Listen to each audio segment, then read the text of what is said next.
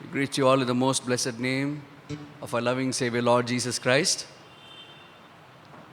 So we thank God for this opportunity God has given to us that we could gather in His name. So shall we look to the Lord in prayer that the Lord may give us His grace and understanding and may speak to us. Loving Heavenly Father, our living and true God, mighty God who is above all, we worship Thee, praise Thee, magnify Thee and exalt Thee, Lord, this blessed evening. For Thou art God who is transcendent, who dwelleth in light which no man can approach, who alone is omnipotent, omnipresent and omniscient, who alone is the sovereign God, who rules and reigns with great authority and is the one who is being worshipped by the myriads of angels. And we worship Thee, dear Lord, for Thou art God and none alone. Thou art the one who has loved us with everlasting love, sacrificial love, eternal love, and a love which abides with us. And the power of this wonderful love was manifested for us, these hell-bound sinners, on the cross. Lord, You have drawn us closer to Thee with a great love. O Lord, no man has shown this precious and holy love, Lord, which can forgive a sinner and bring us into eternal and glorious relationship with God Himself. We praise and we worship You, Lord, for the blessed opportunity that You have given to everyone on the face of this planet to be forgiven in the blood of Thy dear Son, and that we be accepted as Your sons and daughters. We are so thankful to Thee, Lord, for the covenant of the blood which You have made for every one of us. Thank You, Lord, for the mighty power of Thy Holy Spirit, which gives us, Lord, sufficient strength and grace to walk in Your ways and be as Your witnesses for Your glory. Thank You, Lord, for Thy ever-abiding strength, that we can always trust in the wonderful power of our Savior, that we, not by ourselves, but by His power, Lord, we can live for His glory and, Lord, receive the blessing of God. We thank Thee for this blessed privilege You have given to all the young brothers and sisters to gather in Your blessed name, O Lord, to worship You, to exalt You, and to hear Your still smaller voice and to receive the spiritual nourishment for our souls. We seek Thy mercy that this, Lord, prayer meeting, O Lord, we bring it into the Lordship and authority of the Lord Jesus Christ. Grant Your special grace, O Lord, this evening for the preaching of the word, for translation, also for our brothers, Lord, who are playing the instruments, and also, O Lord, for our dear brothers dealing with the online equipment. So continue to grant Thy heavenly help. Continue to grant Your grace. We depend upon Thee. We accept our nothingness, Lord. We want our Lord Jesus Christ to be exalted. Lord, bringing everyone, Lord, of us under the covering of Thy precious blood, exalting Thy great name, seeking Thy mercies, binding every work of the enemy. We pray this prayer with thanksgiving in the most holy and highly exalted name of our loving Savior, Lord Jesus Christ. Amen.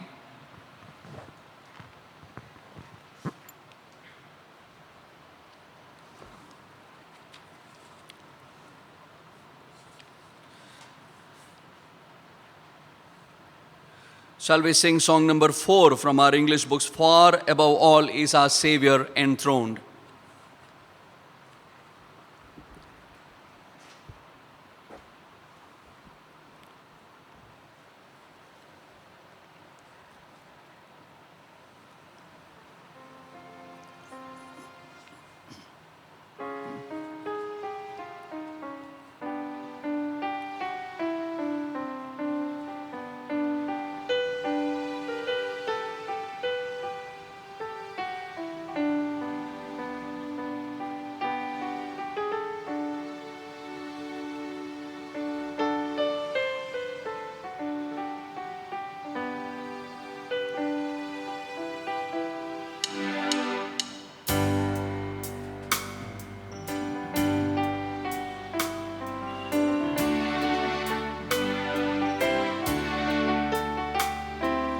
Far above all is our Savior enthroned, crowned is the Lamb who for sinners atoned. living forever to list to our call.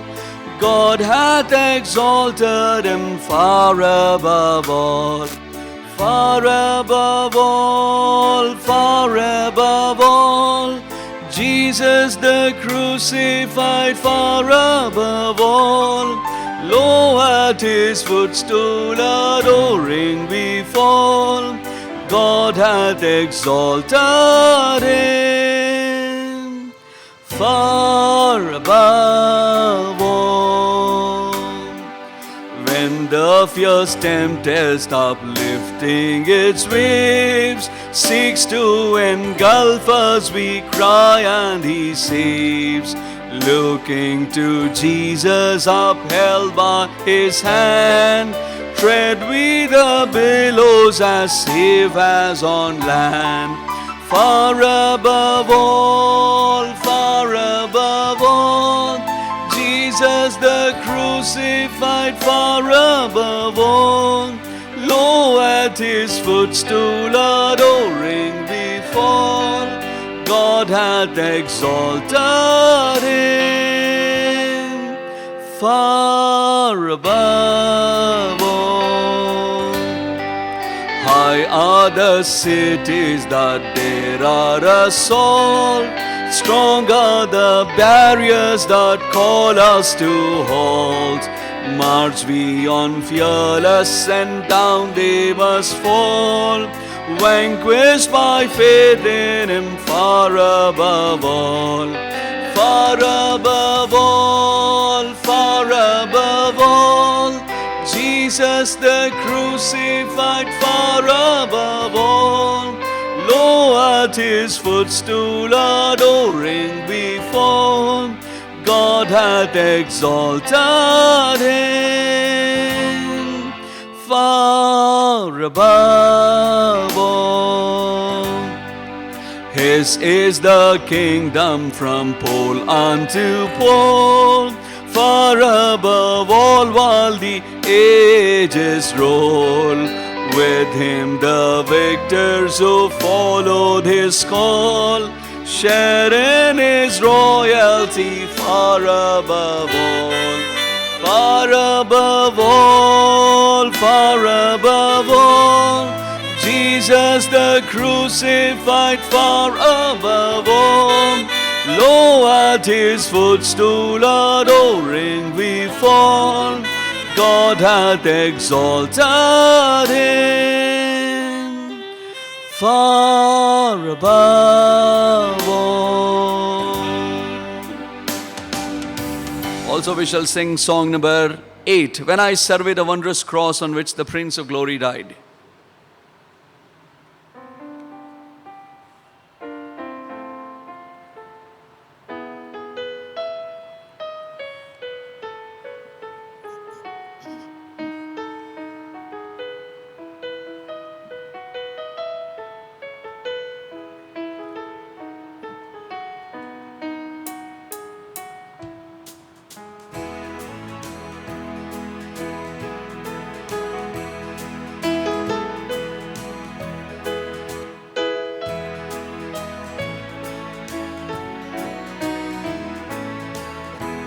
When I survey the wondrous cross on which the Prince of Glory died, my richest gain I count but loss, and pour contempt on all my pride.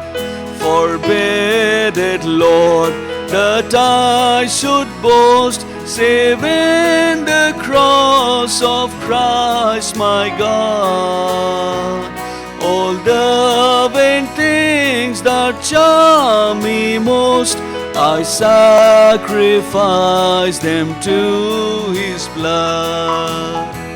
See from his head, his hands, his feet, sorrow and love flow mingled down. Did there such love and sorrow meet, or thorns compose so rich a crown. His dying crimson like a robe spreads o'er his body on the tree. Then am I dead to all the globe, and all the globe is dead to me. Were the whole realm of nature mine, that were an offering far too small. Love so amazing, so divine, demands my soul, my life, my all.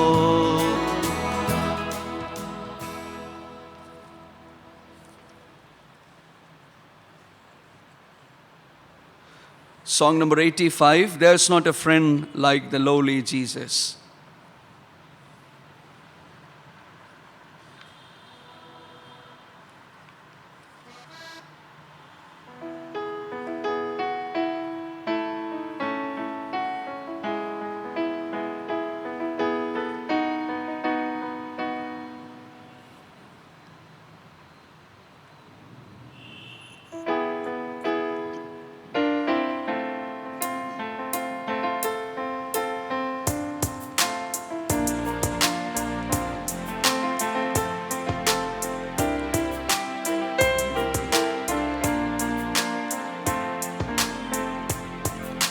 There's not a friend like the lowly Jesus. No, not one, no, not one.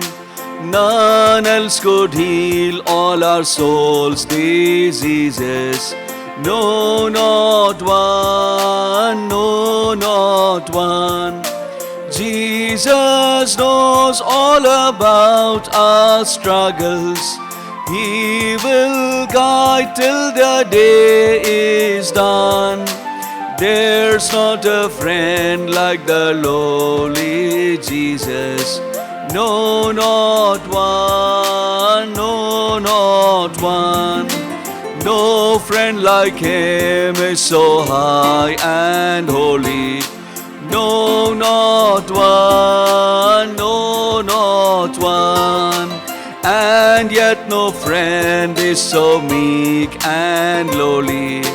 No, not one, no, not one. Jesus knows all about our struggles. He will guide till the day is done. There's not a friend like the lowly Jesus. No, not one, no, not one. Did ever saint find his friend forsake him? No, not one, no, not one. Or sinner find that he would not take him? No, not one, no, not one. Jesus knows all about our struggles. He will guide till the day is done. There's not a friend like the lowly Jesus. No, not one, no, not one. Was ever gift like the Savior given? No, not one, no, not one. Will he refuse us a home in heaven? No, not one, no, not one. All about our struggles, he will guide till the day is done. There's not a friend like the lowly Jesus. No, not one, no, not one. Song number 89, There is a land that is fairer than day.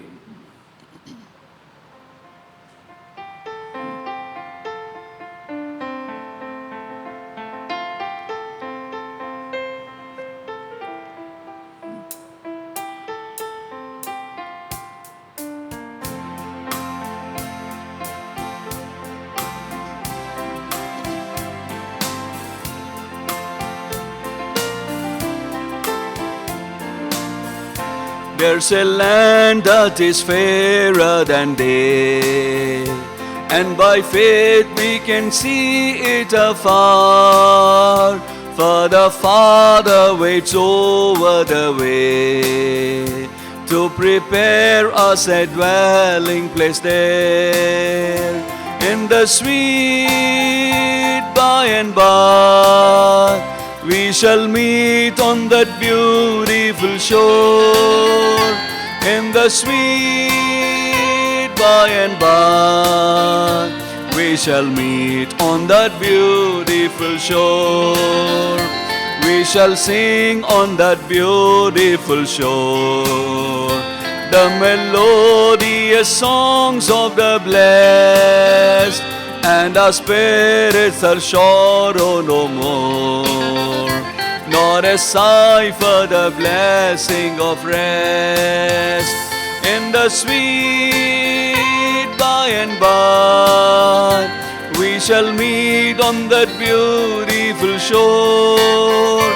In the sweet by and by, we shall meet on that beautiful shore. To our bountiful Father above, we will offer our tribute of praise for the glorious gift of His love and the blessings that hallow our days. In the sweet by and by, we shall meet on that beautiful shore. In the sweet by and by, we shall meet on that beautiful shore.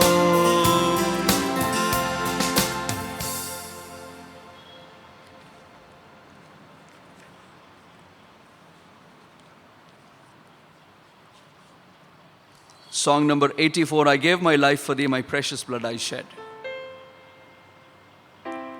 Stephen.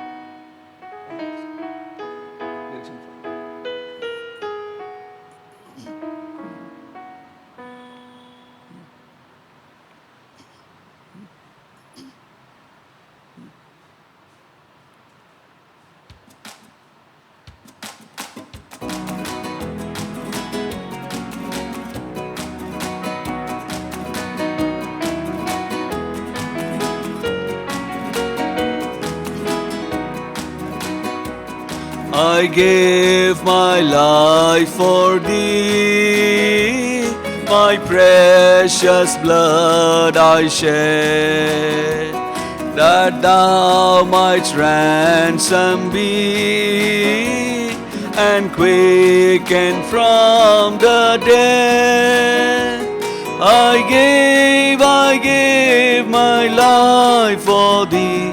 What hast thou given for me? I gave my life for thee. What hast thou given for me?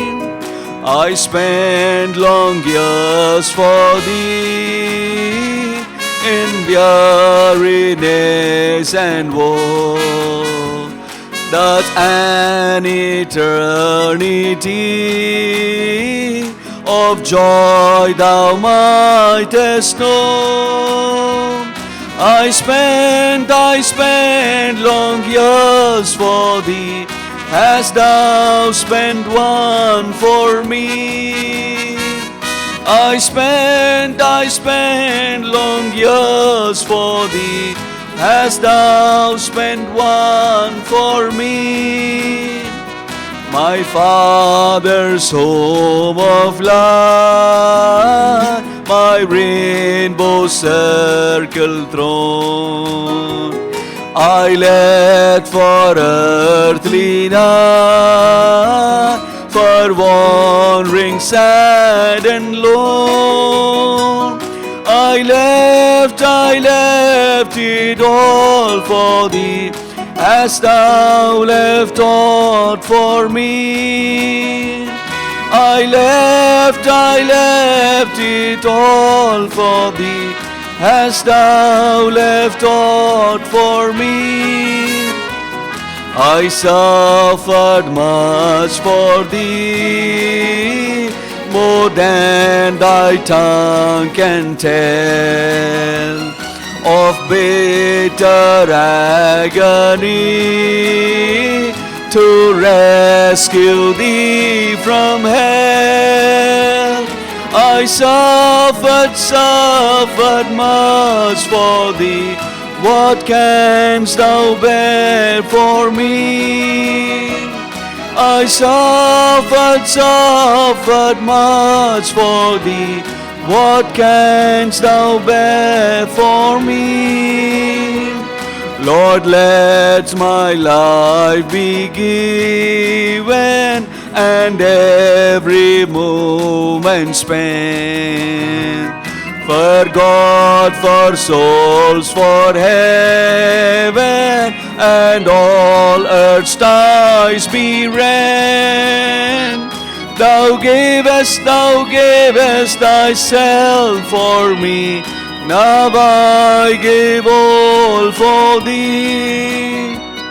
Thou gavest thyself for me, now I give all for thee. Now shall we sing the Bible chorus? Every promise in the book is mine.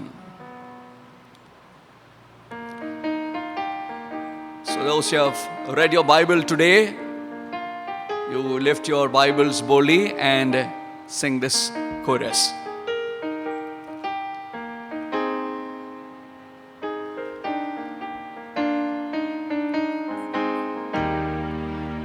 Every promise in the book is mine. Every chapter, every verse, every line. All the blessings of His love divine. Every promise in the book is mine. గ్రంథ వాగ్దానంబులన్నీ నావి, ప్రాచి అధ్యాయము వరుస వచనము, దాన దివ్య ప్రేమ వాగ్దానంబులు, గ్రంథ వాగ్దానంబులన్నీ నావి. Kindly turn to Psalms chapter 90 and we will read verse 12. కీర్తనల గ్రంథము 19వ అధ్యాయము 12వ వచనాన్ని మనం చదువుదాం. 90. కీర్తనల గ్రంథము 90వ అధ్యాయము 12వ వచనాన్ని మనం చదువుతాం. All of us together. అందరం కలిసి చదువుదాం. So teach us to number our days that we may apply our hearts unto wisdom. మా దినములు లెక్కించుటకు మాకు నేర్పుము. Once again. మరొకసారి చదువుదాం. So teach us to number our days that we may apply our hearts unto wisdom. Also Ephesians chapter 5. అంతేకాకుండా ఎఫెసీయులకు రాసిన పత్రిక 5వ అధ్యాయము. Book of Ephesians chapter 5. ఎఫెసీయులకు రాసిన పత్రిక 5వ అధ్యాయము. And we will read verses 15 and 16. 15-16 వచనాలు మనం చదువుతాం. Ephesians chapter 5 verses 15 and 16. ఎఫెసీయులకు రాసిన పత్రిక 5వ అధ్యాయము 15-16 వచనాలు. See then that ye walk circumspectly, not as fools but as wise, redeeming the time, because the days are evil. నడుచుకున్నట్లు జాగ్రత్తగా చూచుకొనుడి. Shall we pray? ప్రార్థన చేసుకుందాం. Loving Heavenly Father, ప్రేమ కలిగిన పరలోక తండ్రి, we are thankful to Thee, Lord, for this blessed privilege you have given to us to come around Thy word. నీ యొక్క వాక్యము చుట్టూకు రావడానికి ఇచ్చినటువంటి ఈ ఆధిక్యతను బట్టి ధన్యతను బట్టి మీకు ఎంతో వందనములు చెల్లిస్తున్నాం. This blessed evening, Lord, we seek your mercy and your grace, O Lord, that you may give us from the portion of the scriptures that we have read thy heavenly thought. కాబట్టి ప్రభా, ఈ యొక్క సాయంకాల సమయంలో ప్రభా, మరి మీ యొక్క పరలోక సింహాసనం నుంచి మీరు మాకు అనుగ్రహించినటువంటి యొక్క భాగం వైపు, మీరు ఇచ్చినటువంటి లేఖనముల వైపు మేము చూస్తూ వస్తున్నాం. O Lord, speak to us. ప్రభా, మాతో మాట్లాడండి. Thy word has power. మీ వాక్యానికి శక్తి ఉన్నది. O Lord, it has power to change our lives. మా జీవితాలను మార్చేటువంటి శక్తి కలది. The power of thy spirit, O Lord, does a deep and strong work. ప్రభా, మీ యొక్క ఆత్మ యొక్క శక్తి మా హృదయంలో ఎంతో లోతైనటువంటి మరి ఎంతో బలముగా పనిచేయండి. We are very needy young people. ప్రభా, మేము ఎంతో అవసరత కలిగినటువంటి యవనస్తులము. There is so much of wastage in our lives. మా జీవితంలో ఎంతో వృధా ఉన్నది. Hundreds of days are wasted away. ప్రభా, వందల కొలది దినాలు ప్రభా వృధా అయిపోతున్నాయి. Each day we are coming closer to the grave. ప్రభా ప్రతి దినము కూడా ప్రభా ఆ యొక్క సమాధి దగ్గరికి ఆ యొక్క ఎంతో సమీపంగా మేము చేరుతున్నాం. Help us, Lord, to be thoughtful Christians. ప్రభా మేము ఆలోచించేటువంటి క్రైస్తవులుగా ఉండటకు సహాయం చేయండి. So, Lord, this evening hour we seek thy mercies and grace, that thou would speak to us in a special way from thy word. ప్రభా ఈ సాయంకాల సమయంలో ప్రభా మీరు మీ ప్రత్యేకమైన విధానంలో మీరు మాతో మాట్లాడతారని మీ యొక్క కృప మీ కనికరం కొరకే మేము ఎదురు చూస్తున్నాం. Lord, we who stand here are absolutely empty and totally foolish. ప్రభా ఇక్కడ నిలబడుతున్నటువంటి మేము సంపూర్ణంగా వెర్రివారము, ఎందుకు పనికిరాని వారం ప్రభా. Except, Lord, you give thy grace, we have nothing to give to thy people. ప్రభా మీరు మీ కృప మాకు అనుగ్రహిస్తే తప్ప మీ ప్రజలకు ఇవ్వడానికి మా దగ్గర ఏమీ లేదు. Lord, grant us thy special help. ప్రభా ప్రత్యేకమైనటువంటి సహాయాన్ని మాకు అనుగ్రహించండి. Touch our mind, touch our tongue, touch our bodies, Lord, touch our hearts and spirits. ప్రభా మా మనస్సును, మా నాలుకను, మా హృదయాన్ని, మా ఆత్మను తాకండి. O Lord, grant thy heavenly help. ఓ ప్రభా పరలోకపు సహాయం మాకు అనుగ్రహించండి. Give us undivided attention on the Lord Jesus Christ. ప్రభా యేసుక్రీస్తు వారి మీద మాత్రమే తప్ప వేరొక విభాగింపబడినటువంటి దృష్టిని మాకు దయచేయండి. O Lord, binding every work of the enemy, we claim the power of thy precious blood. ప్రభా శత్రువు యొక్క ప్రతి కార్యాన్ని బంధిస్తూ ప్రభా యేసుక్రీస్తు యొక్క ప్రశస్త రక్తాన్ని మేము ఎత్తుపట్టుకుంటున్నాం. Make this time exceedingly profitable with eternity in view. ప్రభా ఈ యొక్క సమయము ఎంతో అత్యంతంగా ప్రభా మాకు లాభకరంగా చేయండి. Glorify thyself in our midst, O మా Lord. మధ్యలో మిమ్మల్ని మీరే మహిమపరచుకోండి. In Jesus' precious name we pray. యేసు ప్రశస్త నామములో ప్రార్థిస్తున్నాము తండ్రి. ఆమేన్. ఆమేన్. Psalm chapter 90 and verse 12. కీర్తనల గ్రంథము 90వ అధ్యాయం 12వ వచనంలో Those are the words spoken by Moses, the great man of God. కాబట్టి గొప్ప దైవజనుడైనటువంటి మోషే ద్వారా పలుకబడిన మాటలు ఇవి. Moses is speaking before he could leave this world. మోషే ఈ లోకాన్ని విడిచిపెట్టక ముందుగా మాట్లాడిన మాటలు ఇవి. Yes, he is a great man of God who served the Lord faithfully with great power of God. మరి దేవుణ్ణి ఎంతో నమ్మకముగా దేవుని యొక్క శక్తి కలిగి మరి ఎంతో సేవించినటువంటి దైవజనుడైన A man whom God knew face to face. దేవుణ్ణి ముఖాముఖ ఎరిగినటువంటి వాడు. And he is the one who knew God by experience. అంతేకాదు అనుభవపూర్వకంగా దేవుణ్ణి కూడా ఎరిగినటువంటి వాడు. He is the one who has seen the mighty hand of God. దేవుని యొక్క బలమైనటువంటి హస్తాన్ని కూడా ఆయన చూసిన వాడు. He is the one who knew what God is and his capacities and his mighty miraculous wonder working power. కాబట్టి దేవుడు ఎవరు, దేవుని యొక్క సామర్థ్యం ఏమిటి, దేవుని యొక్క అద్భుతమైనటువంటి ఆశ్చర్యమైనటువంటి శక్తి ఎలా ఉంటుందో అన్ని కూడా ఎరిగినటువంటి వాడు. And this man at the end of his life, he is speaking these precious words. ఈ మనుషుడు తన యొక్క జీవిత అంతములో ఈ ప్రశస్తమైనటువంటి మాటలు మాట్లాడుతున్నాడు. Lord, teach us to number our days that we may apply our hearts unto wisdom. కాబట్టి మాకు జ్ఞాన హృదయం కలుగునట్లుగా చేయము, మా దినములు లెక్కించటకు మాకు నేర్పుము. So many times our hearts are deceived. మరి అనేక సార్లు మన హృదయాలు మనం మోసం చేస్తాయి. That's why Moses is saying, Lord, teach that our hearts may have the wisdom and your understanding. అందుకనే మోషే అంటున్నాడు కదా, మీ యొక్క హృదయము, మీ యొక్క జ్ఞానము మేము కలిగినట్లు, జ్ఞాన హృదయంలో మాకు కలుగునట్లుగా చేయము అంటున్నాడు. Most part of the time of our lives is wasted away. కాబట్టి మన జీవితంలో ఉన్నటువంటి ఎక్కువ భాగం చూస్తే ఎంతో వృధా చేయబడుతుంది. And Moses at the end of his life also was able to see that much part of his life was wasted. మరి మోషే తన యొక్క జీవిత అంతములో మరి చూడగలిగినాడు ఏమనంటే తన జీవితం యొక్క ఎంతో ఎక్కువ భాగం వృధా అయిపోయింది అని. So when he was about to go to the grave, మరి ఆ యొక్క సమాధిలోనికి వెళ్ళక ముందు, because God has not allowed him to go to the promised land, God canceled the visa to the promised land. కాబట్టి మోషేను దేవుడు ఆ యొక్క వాగ్దాన దేశానికి అనుమతించలేదు. ఆ వాగ్దాన దేశానికి వెళ్ళేటువంటి వీసాని మోషేకి దేవుడు మరి అనుమతించకుండా క్యాన్సిల్ చేశాడు. God's principles remains very unique no matter we are great men of God. కాబట్టి మనం ఎంత గొప్ప దైవజనులమైనా సరే దేవుని యొక్క నియమాలు మాత్రం అలాగే ఉంటాయి, అందులో అనుమానం లేదు. God's dealings with every human beings are the same kind. కాబట్టి దేవుడు ప్రతి ఒక్క మానవుడితో కూడా ఒకే విధానములో ఆయన సంధిస్తాడు. He loves everyone and those who come to him for mercy will find the mercy. కాబట్టి ఆయన అందరినీ ప్రేమించేవాడుకున్నాడు. ఎవరైతే ఆయన యొక్క కనికరం కొరకు ఎదురు చూస్తారో వారికి కనికరం దొరుకును. Also at the same time he is a God who disciplines. అంతేకాదు మరి దేవుడు క్రమశిక్షణ చేసేటువంటి దేవుడు. So we need to understand here, కాబట్టి మనం ఇక్కడ అర్థం చేసుకోవాల్సిన అవసరం ఏంటంటే each day that we get up early in the morning, మరి ప్రతిదినం మనం లేచిన వెంటనే we are coming one day closer to the grave. కాబట్టి ఆ యొక్క సమాధి దగ్గరికి ఒక దినము మనము దగ్గరగా వస్తున్నట్లు, Just like Moses who was praying, Lord, teach us to number our days.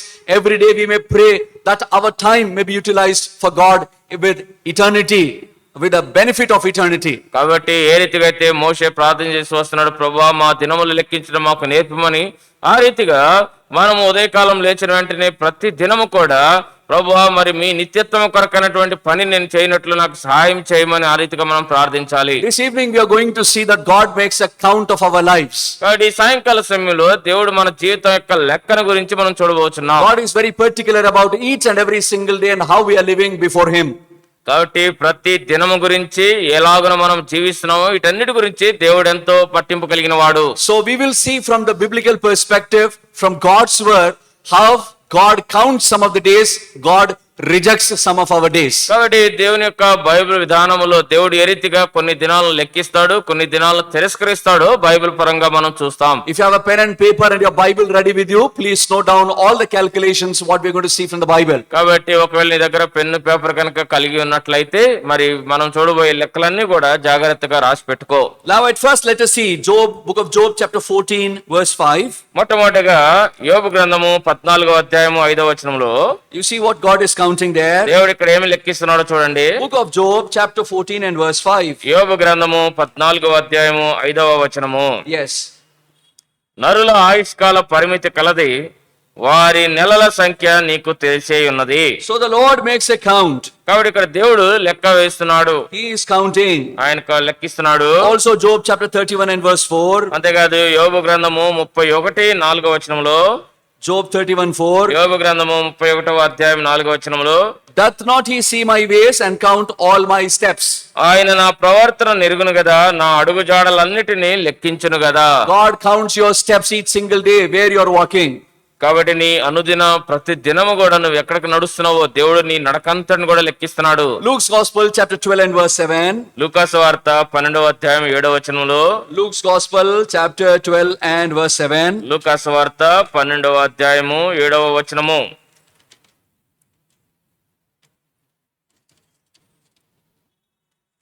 The first part of the verse. కాబట్టి వచనంలోనే మొదటి భాగము. But even the very hairs of your head are all numbered. మీ తల వెంట్రుకలన్నీ లెక్కింపబడి ఉన్నవి. This morning when you have stood before the dressing table, కాబట్టి ఉదయకాల సమయంలో dressing table మీద dressing table ముందు నువ్వు నిల్చున్నప్పుడు, when you are brushing, combing your hair, మరి నీ యొక్క తల దుమ్ముకుంటున్నప్పుడు some of the hair would have fallen down. కొన్ని బహుశా వెంట్రుకలు కింద పడి ఉంటాయి. God has made a correction in his book of the number of hairs which are present on your head. కాబట్టి దేవుడు తన యొక్క పుస్తకంలో ఇప్పుడు ప్రస్తుతం నీ తలలో ఎన్ని ఎంట్రుకలు ఉన్నాయో ఆ లెక్కను సరిచేసి కూడా ఉంటాడు. So God makes a very specific count of even the smallest of the things in our lives. కాబట్టి మన జీవితంలో ఉన్నటువంటి చిన్న చిన్న విషయాల్లో కూడా దేవుడు ఎంతో ప్రత్యేకంగా పట్టింపు కలిగినటువంటి వాడు. He counts the days, that's the number of months. ఆయన దినములను నెలలను ఆయన లెక్కించబడుకున్నాడు. He is counting our steps. ఆయన మన అడుగు జాడలను లెక్కిస్తాడు. He is counting the very hair of our head. ఆయన మన తల వెంట్రుకలను లెక్కించబడుకున్నాడు. God makes a count. God makes a count. కాబట్టి దేవుడు లెక్కలోనికి తెచ్చేవాడుకున్నాడు. We are not bothered about the way in which we live in this world. కాబట్టి ఈ లోకంలో మనం ఎలా జీవిస్తున్నామో దాని గురించి మనం పట్టింపు లేని వారు ఉన్నాం. It may not be valuable for us. మనకు అది లెక్కలోకి రాకపోవచ్చు. But in the sight of God, God never wants any kind of wastage in our lives. కాబట్టి దేవుని దృష్టికి మాత్రం మన జీవితంలో ఏది కూడా వృధా కాకూడదు అని దేవుడు కోరుతున్నాడు. For example, ఉదాహరణకు John's Gospel chapter 6 we know. యోహాను సువార్త 6వ అధ్యాయం మనకు తెలుసు. After the sermon, the Lord distributed bread for all the people. మరి ఆ యొక్క కాబట్టి ప్రభు మరి యొక్క బోధ అయిపోయిన తర్వాత అందరికి కూడా యొక్క రొట్టెలు పంచిపెట్టినాడు. So in John's Gospel chapter 6, the little child brought the bread unto Jesus. ఆ యోహాను సువార్త 6వ అధ్యాయంలో ఆ చిన్న బిడ్డ ప్రభువైన యేసుక్రీస్తు వారి యొద్దకు ఆ యొక్క రొట్టె తీసుకొచ్చినారు. So after the love feast was over, మరి ఆ యొక్క అందరూ తిని విందు అయిపోయిన తర్వాత so many people threw the bread. అనేక మంది ఆ రొట్టెను పడవేసినారు. So nobody is bothered. మరి ఎవరు కూడా చింతించలేరు. Because it was free food, so there is no value for it. మరి అది ఉచితంగా వచ్చింది కాబట్టి దానికి ఎటువంటి విలువ లేకుండెను. Same thing happens in the lives of many young people. అదే విషయము అనేక మంది యవనస్తుల జీవితాల్లో కూడా జరుగుతుంది. They don't know how their father and their mothers do. They take a lot of effort to provide food for their children. కాబట్టి వారి తల్లిదండ్రులు ఎంతో కష్టపడి వారి పిల్లల కోసం భోజనం తీసుకొస్తే యవనస్తులకు దాని యొక్క విలువ అర్థం కాదు. In this present times, ఈ యొక్క ప్రస్తుత దినాల్లో there are some countries in Africa. మరి ఆఫ్రికా అనేటువంటి కొన్ని దేశాలు For people even to get one morsel, they have to wait for 2 to 3 days. మరి ఒక చిన్న భాగాన్ని ప్రజలు పొందడానికి కూడా వాళ్ళు 2-3 దినాలు పనిచేయాలి. In the city of Delhi, మరి ఢిల్లీలో even in the very recent times during the time of lockdown, lockdown, మరి ఆ యొక్క లాక్డౌన్ సమయాల్లో we can see people running on the streets. మరి ప్రజలు ఆ యొక్క వీధుల్లో పరిగెడుతూ మనం చూస్తున్నాం. It was displayed on the TV in the national news. మరి ఆ యొక్క నేషనల్ టెలివిజన్ లో టీవీలో మనకు అది వచ్చింది. For a morsel of food, people are running on the roads. మరి ఒక కొద్దిపాటి భోజనం కొరకు ప్రజలు ఆ రీతిగా వీధుల్లో పరిగెడుతున్నారు. Young people, how do you take your food? కాబట్టి యవ్వనస్తులారా, నీ భోజనాన్ని నువ్వు ఎలా తీసుకుంటున్నావు? Lord is very careful here. కాబట్టి ప్రభు ఇక్కడ ఎంతో పట్టింపు కలిగి ఉన్నాడు. What did the Lord say? ప్రభు ఏమన్నాడు? Please pick up the broken fragments. మరి ఆ యొక్క మరి నలిగినటువంటి లేకపోతే విరగొట్టబడిన రొట్టెలన్నిటిని కూడా మరి ఎత్తి పట్టుకొనడి. When they picked up, వారు అవి తీసుకున్నప్పుడు there were 12 baskets full. మరి 12 గంపలు నిండినాయి.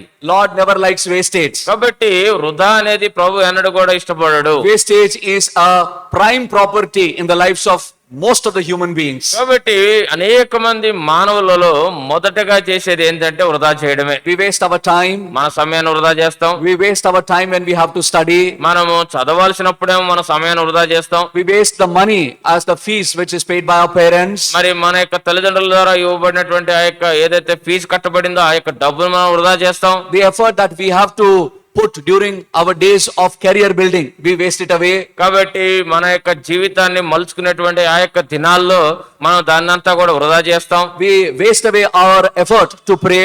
మరి ప్రార్థించే విషయంలో మన యొక్క మన వృధా చేస్తాం. So be it physical, spiritual, emotional, in all the different spheres of life, there is so much of wastage. కాబట్టి భౌతికంగా, ఆత్మీయంగా, మరి మానసికంగా ఆ యొక్క విధానం అంతట్లో కూడా మన జీవితంలో ఎంతో ఎక్కువైనటువంటి వృధాని మనం కలిగి ఉన్నాం. But the Lord doesn't want your life to be wasted. అయితే ప్రభువుకి నీ జీవితం వృధా చేయబడాలని కోరడం లేదు. That's why this great man of God is praying, Lord, teach us to number our days that our hearts may learn the wisdom. అందుకని గొప్ప దైవజనుడు ప్రార్థిస్తూ వస్తున్నాడు. ఏమనంటే, మాకు జ్ఞాన హృదయం కలిగినట్లు ప్రభువా మా దినములు లెక్కించడం మాకు నేర్పుము. Our calendar is different from God's calendar. మన యొక్క కాల పట్టికగా దేవుని కాల పట్టికకు వ్యత్యాసంగా ఉంటుంది. In our calendar, every day is counted, all the 365 days. మరి మన యొక్క క్యాలెండర్ ప్రకారంగా 365 దినాలు లెక్కించబడతాయి. But in God's calendar, all the days will not be counted. అయితే దేవుని యొక్క క్యాలెండర్ లో అన్ని దినాలు లెక్కించబడవు. Some days are accepted, some days are rejected. కొన్ని దినాలు అంగీకరించబడతాయి, కొన్ని దినాలు తిరస్కరించబడతాయి. So now we're going to see from the Bible some of the examples. కాబట్టి బైబిల్ గ్రంథంలో నుంచి కొన్ని ఉదాహరణలు ఇప్పుడు మనం చూస్తాం. Now if you first turn to Genesis chapter 4, మరి ఆ యొక్క ఆదికాండము 4వ అధ్యాయానికి మనం వచ్చినట్లయితే you will see the genealogy of Cain. మరి కయ్యూని యొక్క మరి ఆ యొక్క తరము వంశావళిని మనం చూస్తున్నాం. In the genealogy of Cain, there are only mention of 6 verses. మరి కయ్యూని యొక్క వంశావళిలో 6 వచనాల గురించే రాయబడ్డాయి. Now there are only 6 verses mentioned. మరి 6 వచనాలు మాత్రమే రాయబడ్డాయి. But in the genealogy of Seth, అయితే సేతు యొక్క వంశావళి గురించి which you find immediately in Genesis chapter 5, మరి ఆదికాండం 5వ అధ్యాయంలో వెంటనే మనం కనుగొన్నట్లయితే there is a mention of 30 verses. 30 వచనాలు అక్కడ మనం కనుగొంటున్నాం. What is the difference? ఎందుకు ఆ యొక్క వ్యత్యాసం ఏమిటి? Why Cain's genealogy in Genesis 4 had 6 verses? మరి ఆదికాండం 4వ అధ్యాయంలో కయ్యూని యొక్క వంశావళి గురించి 6 వచనాలు మాత్రమే ఉన్నాయి. And Seth's genealogy in Genesis chapter 5 has 30 verses. మరి సేతు యొక్క వంశావళి ఆదికాండం 5వ అధ్యాయంలో 30 వచనాలు ఉన్నాయి. In Genesis chapter 4, ఆదికాండం 4వ అధ్యాయంలో Cain's genealogy begins from 16 to 21. మరి కయ్యూని యొక్క వంశావళి 16వ వచనం నుంచి 21వ వచనం వరకు ముగించబడుతుంది. Yeah, till 22. 22 వరకు. But whereas in Seth's genealogy, అయితే సేతు యొక్క వంశావళి గురించి you can find in Genesis chapter 5, ఆదికాండం 5వ అధ్యాయం నుంచి, and we can see from verse 3 onwards even till 32. కాబట్టి 3వ వచనం నుంచి 32వ వచనం వరకు మనం చూడవచ్చు. Now have you ever thought why there is a mention of genealogy of no mention of genealogy of Cain and mention of genealogy of Seth? కాబట్టి ఎప్పుడైనా సరే కయ్యూని యొక్క వంశావళి గురించి, సేతు యొక్క వంశావళి గురించి ఎప్పుడైనా ఆలోచించినావా? Cain's genealogy is very brief, Seth's genealogy is very detailed. కాబట్టి కయ్యూని యొక్క వంశావళి చూస్తేనేమో క్లుప్తంగా ఉన్నది, సేతు యొక్క జీనియాలజీ ఆ యొక్క వంశావళి చూస్తేనేమో విస్తారంగా వివరముగా ఉన్నది. No mention of the number of years anybody has lived in the genealogy of Cain. మరి కయ్యూని యొక్క వంశావళిలో ఏ మనుషుడు ఎన్ని సంవత్సరాలు బ్రతికాడు అనేది చెప్పబడలేదు. But about 32 verses which you find in Genesis chapter 5, 30 verses are the genealogy of Seth. You find every person's age is mentioned and whom he begat, everything is in great detail. కాబట్టి ఆదికాండం 5వ అధ్యాయంలో షేతు యొక్క వంశావళిని కనుక మనం గమనించినట్లయితే ప్రతి వ్యక్తి కూడా ఎన్ని సంవత్సరాలు బ్రతికినాడు, ఆయన చనిపోకముందు ఎవరిని కన్నాడు, ఎలాగ జరిగింది అన్ని వివరముగా మనకు కట్టాయి. The genealogy and also the age, both are taken into account depending upon our condition before God. కాబట్టి ఆ యొక్క వంశావళి లేదా ఆ యొక్క వయసు అనేది మన యొక్క స్థితిగతులు దేవుని ముందు ఎలాగున్నాయో దానిని బట్టి లెక్కలోకి తీసుకురాబడ్డాయి. Now why did not count any of the age of Cain or any details are mentioned about him? కాబట్టి కయ్యను గురించి కానీ వారి యొక్క వంశావళి గురించి ఏ వివరాలు ఎందుకు దేవుడు లెక్కించలేదు? Simple answer. సామాన్యమైన ప్రశ్న ఏంటంటే, He sinned against God. మరి దేవునికి విరోధముగా పాపం చేసినాడు, He went far away from God. దేవుని యొద్ద నుండి దూరముగా వెళ్ళిపోయినాడు. That means no fellowship with God. అంటే దాని అర్థము దేవునితో సహవాసము లేదు. Very simple things. మరి చాలా సామాన్యమైన విషయాలు. That's what we think also. అదే మనం కూడా ఆలోచిస్తాం. Many times we stay far away from God. మరి అనేక సార్లు మనం దేవుని యొద్ద నుండి దూరంగా వెళ్ళేవారు ఉన్నాం. We sin against God. దేవునికి విరోధంగా పాపం చేస్తాం. No doubt we may come to church. మరి మనం సంఘానికి వస్తాం, అనుమానం లేదు. But deep within our own personal lives, we know what we are sinning. అయితే మన యొక్క సొంత వ్యక్తిగత హృదయాలు అంతరంగములో ఏ పాపం చేస్తున్నామో మనకు తెలుసు. Cain was also appearing to be a very godly man. మరి కయీను కూడా చూడడానికి ఎంతో దైవికంగా కనపడ్డాడు. He also brought sacrifices to God. దేవునికి ఆయన కూడా బలులు తెచ్చినాడు. But his heart was far away from God. అయితే తన హృదయము దేవుని యొద్ద నుండి దూరముగా ఉన్నది. Likewise, many young people who are listening to the message. కాబట్టి అదే రీతిగా ఎవరైతే వర్తమానం వింటున్నారో యవనస్తులు కూడా, You may come to church. సంఘానికి నువ్వు రావచ్చు, You may be very active in the church. సంఘంలో నువ్వు ఎంతో చురుగ్గా నువ్వు పని చేయొచ్చు. But you may be far away from God. అయితే దేవుని యొద్ద నుండి బహుశా నువ్వు దూరంగా ఉన్నావేమో. You may have no fellowship with God. దేవునితో నీకు సహవాసం లేకుండా ఉన్నావేమో. And you may be sinning against God. దేవునికి విరోధంగా నువ్వు పాపం చేస్తున్నావేమో. Now let's see what the Bible says about Cain in the New Testament. మరి నూతన నిబంధనలో ఉన్నటువంటి నూతన నిబంధన కయ్యను గురించి ఏం చెప్తుందో చూద్దాం. You see the record of what God is making about Cain. కయ్యను గురించి దేవుడు చెప్తున్నటువంటి యొక్క మాట ఏంటో మనం చూద్దాం. You see in English there is a proverb, all that glitters is not gold. మరి ఆంగ్లంలో ఒక సామెత ఉన్నది, ఆ యొక్క తళతళ మెరిసేదంతా కూడా బంగారం కాదు. So every so-called believers who appear as believers may not be the real believers. కాబట్టి విశ్వాసులుగా కనపడేటువంటి వారందరూ కూడా విశ్వాసులు కాకపోవచ్చు. Now you see what God is telling about Cain, 1 John chapter 3 and verse 12. చూడండి కయీను గురించి దేవుడు ఏం చెప్తున్నాడో. యోహాను రాసిన మొదటి పత్రిక 3వ అధ్యాయము 10వ వచనము, 12th verse. 12వ వచనము. All of us, అందరం కలిసి, not as Cain, మనము కయ్యను వంటి వారు కాదు, and slew his వాడు brother, దుష్టుని సంబంధి అయి and therefore తన సహోదరుని slew చంపెను. him, because వాడు అతనిని ఎందుకు his own చంపెను? works were evil, and his brother's righteous. తన సహోదరుని క్రియలు నీతి గలవై ఉండెను గనుకనే. So you see, Cain, he was of the wicked one. కాబట్టి చూస్తే కయ్యను వాడు దుష్టు సంబంధి. You see in Telugu it's so clear, దుష్టుని సంబంధి, he belongs to Satan, not to God. కాబట్టి ఇక్కడ తెలుగు ప్రకారంగా వాడు సాతానుకు సంబంధించినటువంటి వాడు దేవునికి కాదు. Because he belonged to Satan, మరి సాతానుకు చెందిన వాడు గనక, because he served Satan, సాతాను సేవించినాడు గనక, he was not willing to come under the power of the blood of Jesus. ప్రభువైన యేసుక్రీస్తు వారి యొక్క రక్త శక్తి కిందకి వాడు రాలేకున్నాడు. He was willing to live in darkness. మరి అంధకారంలో జీవించాలని కోరుతున్నాడు. Never wanted to come into light. ఎప్పుడు కూడా వెలుగులోకి రావాలని కోలేదు. When Jesus came into this world, ప్రభువైన యేసుక్రీస్తు వారి లోకానికి వచ్చినప్పుడు he said, I have come to expose the works of darkness. మరి నేను ఆ యొక్క అంధకారంలో ఉన్నటువంటి క్రియలను బయలుపరచబడడానికి నేను వచ్చినాను అన్నాడు. When Jesus exposed the sin of man, మనుషుని యొక్క పాపాన్ని ప్రభు బయలుపరిచినప్పుడు people didn't like it.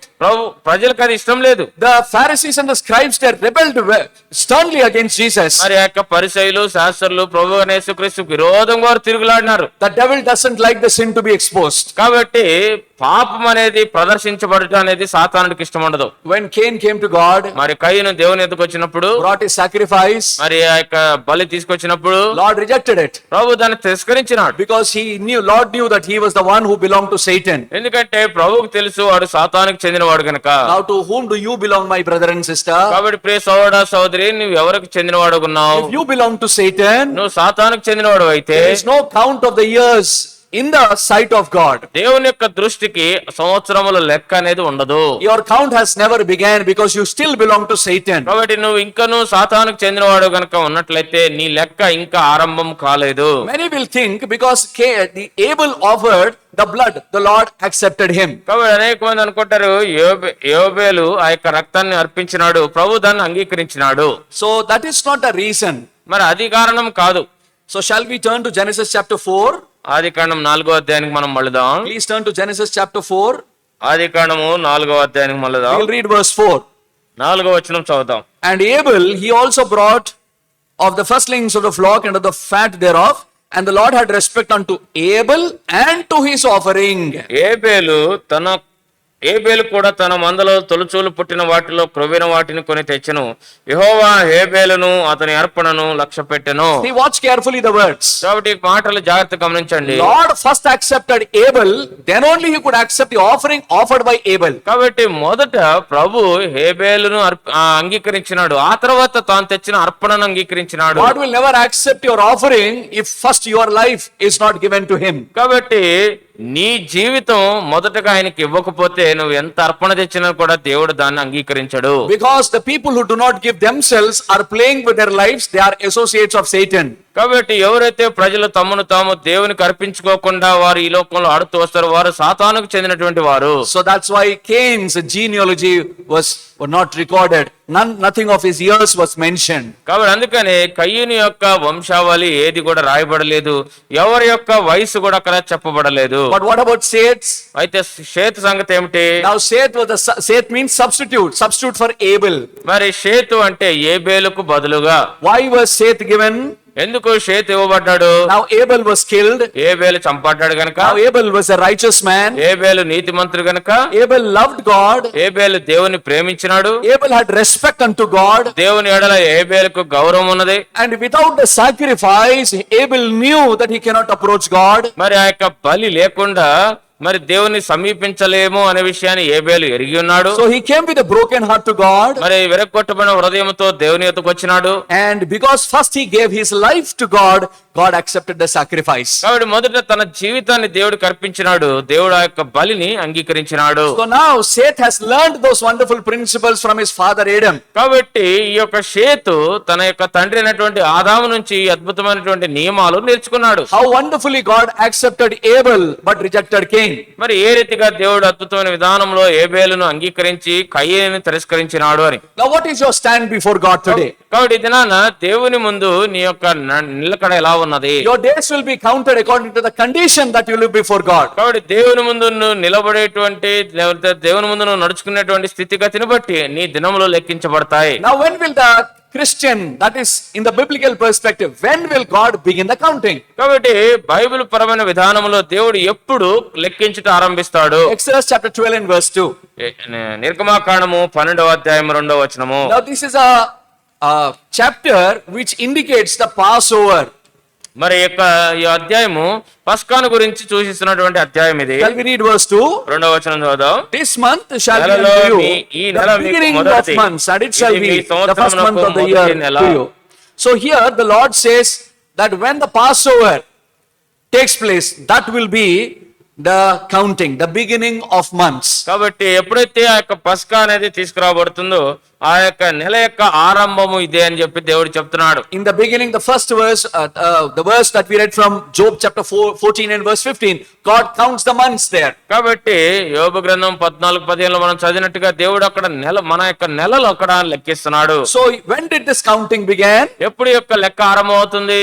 It began when the blood was applied over the doorposts and the lintels of the house of Israel. కాబట్టి ఇశ్రాయేల్ యొక్క ఇండ్లలో వారి యొక్క గుమ్మాలకి కమ్మెలకి ఎప్పుడైతే రక్తం అక్కడ ప్రోక్షించబడుతుందో అప్పుడు ఆ యొక్క లెక్క అనేది ఆరంభం అవుతుంది. That means when the angel of death passed and when he has seen the blood, he didn't destroy, but he passed into the next house. కాబట్టి ఆ యొక్క దాని అర్థం ఏంటంటే దేవుని యొక్క దేవదూత ఆ యొక్క ఇళ్లను దాటివేస్తున్నప్పుడు ఎప్పుడైతే ఆ రక్తము ప్రోక్షించబట్ట గమనిస్తున్నారో ఆ వారిని నాశనం చేయక ఆ రీతిగా దాటి వెళ్ళెను. In spiritual sense, it's a experience of being born again, coming under the blood of Jesus Christ. మరి ఆత్మీయంగా చూస్తే మరి ఎలాగనంటే మరి మనం తిరిగి జన్మించడానికి అనుభవంలోనికి వచ్చి ప్రభువైన యేసుక్రీస్తు వారిలో జన్మించుట. That's why the question again and again comes, Buxing uncle preached for more than 60 to 70 years, are you born again? అందుకనే ప్రశ్న మరలా వస్తుంది. సౌడు బక్సింగ్ గారు అనేక సార్లు ఈ యొక్క విషయాన్ని బోధిస్తూ వచ్చినారు. ఏమనంటే నీవు తిరిగి జన్మించినావా?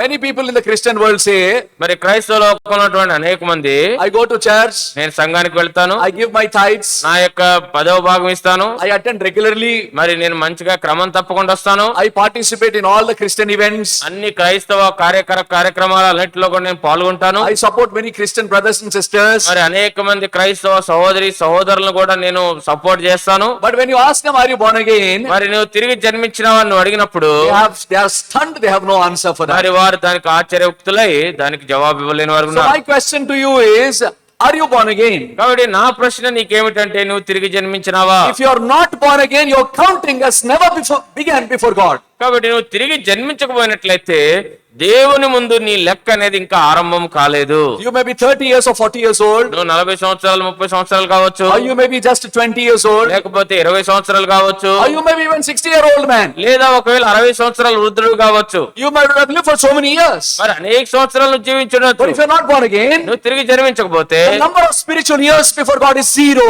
మరి ఆత్మీయమైనటువంటి సంవత్సరాలు దేవుని ముందు సున్నాగా ఉన్నది. You have never lived before God. దేవుని ముందు నువ్వు ఎన్నడూ జీవించలేదు. There is no counting of God. That is the beginning of the months, unless people have come under the blood. కాబట్టి ప్రజలు ఆ యొక్క రక్తము క్రిందకు వస్తే తప్ప దేవుని యొక్క నెల ఆరంభం కాదు. Unless you come under the cleansing power of the blood of Jesus Christ, your counting will never begin before God. కాబట్టి నీవు ప్రభు యేసుక్రీస్తు వారి యొక్క ప్రోక్షించబడినటువంటి రక్తం క్రిందకు వస్తే తప్ప నీ జీవితంలో యొక్క లెక్క ఆరంభం కాదు. Now that is a serious challenge. కాబట్టి ఎంతో తీవ్రమైన సవాల్ ఇది. God is a serious person. He is not a one who just does just lets go the things.